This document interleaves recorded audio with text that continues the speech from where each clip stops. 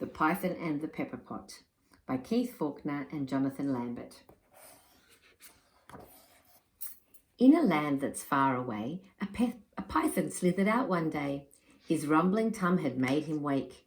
He was a very hungry snake. Suddenly he saw a sight that made his evil eyes shine bright, a sight that made him start to drool. Some children on their way to school.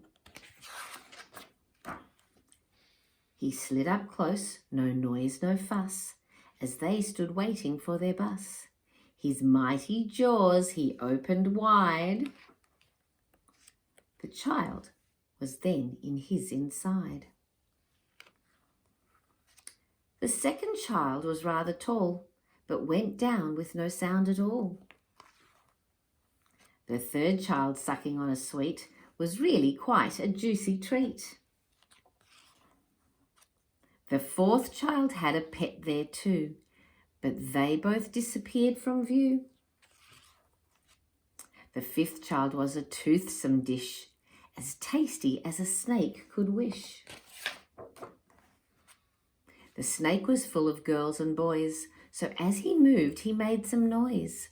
The last child thought she heard a sound, and like a flash she turned around. Reaching in the bag she'd got, she quickly grabbed a Pepperpot. As you'd do if in her place, she shook it in the reptile's face.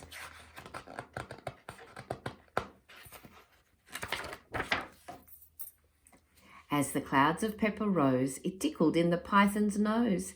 He then began to sniff and wheeze whilst trying to prevent a sneeze.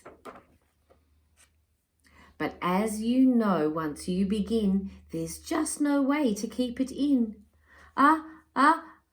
Tissue, went the snake, which made the earth beneath it shake, and from his mouth, just like a gun, out shot the children, every one.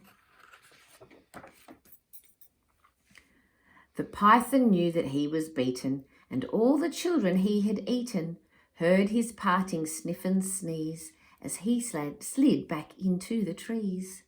So, if you meet a hungry snake, be well prepared for goodness sake. Be sure that you have always got a large and well-filled pepper pot.